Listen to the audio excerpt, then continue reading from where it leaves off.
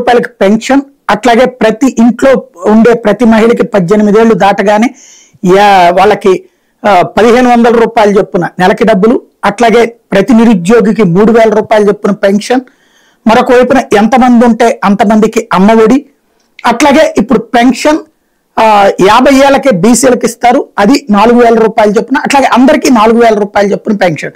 ఇవన్నీ సంపద సృష్టించి ఇవ్వగలను తాను అని చెప్తున్నారు చంద్రబాబు గారు. మీరు ఎలా అర్థం చేసుకుంటారు? అట్లాగే భారతీయ జనతా పార్టీకి సంబంధించి ఆల్రెడీ పొత్తు ఖరారయ్యింది ఢిల్లీలో అని చెప్తున్నారు, ఎంతవరకు వాస్తవం? మీ ఆడియో మ్యూట్ లో ఉంది, చూడండి సత్యనారాయణ గారు. ముందుగా మీకు ప్యానల్లో ఉన్న వారందరికీ కూడా నా యొక్క నమస్కారాలు సార్. మేము నిన్న జరిగినటువంటి ఈవెంట్ లో ఒక రాజకీయ పార్టీ, బాధ్యతాయుతమైనటువంటి రాజకీయ పార్టీ ఒక సదస్సులో తాను ఏదైనా ఒక ప్రమాణం గాని ఒక వాగ్దానం గాని చేస్తే దాని మూలాలను శోధించి చెప్పాల్సినటువంటి అవసరం మనకు ఉంటుంది. ఇవాళ ఖర్చు చేయడానికి ప్రతివాడు మగవాడే తప్ప సంపద ఎలా సృష్టిస్తాడనేటటువంటి విషయాన్ని తాను చెప్పి ఆ వచ్చినటువంటి సంపదను తాను ఏ రకంగా వితరణ చేస్తాడని చెప్పాల్సినటువంటి బాధ్యత ఉంది.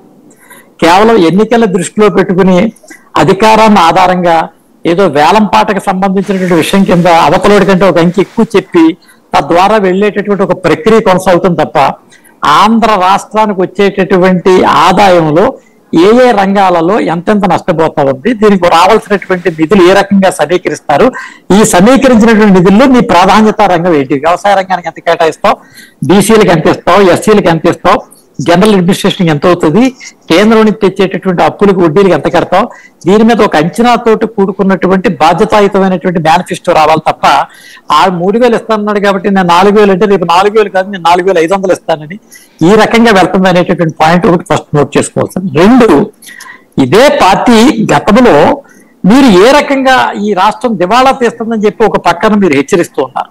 లోటు బడ్జెట్ రోజు రోజుకు పెరిగిపోతుంది, 7 లక్షల కోట్లు 6 లక్షల కోట్లు అనే పాయింట్ ఉంది.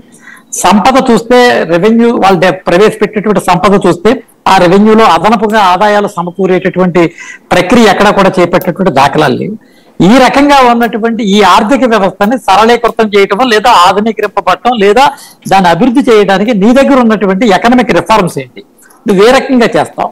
ఈ రకమైనటువంటి హామీలు ఏమీ లేకుండా వేగ్గా చెప్పినప్పుడు అది నమ్మశక్యంగా ఉండదు, ఫస్ట్ పాయింట్. రెండు, నువ్వు అధికారంలో ఉండగా చేయలేనటువంటి పని అవతలవాడు వచ్చి చేసిన తర్వాత దాన్ని కనుక నువ్వు కొనసాగించేటటువంటి ప్రయత్నం లేదా దానికంటే ఎక్కువ ఇస్తాననేటువంటి ప్రయత్నం వచ్చినప్పుడు ఆటోమేటిక్ గా దాన్ని విశ్వసించేటటువంటి శాతం గణనీయంగా తగ్గిపోయే ప్రమాదం ఉంది.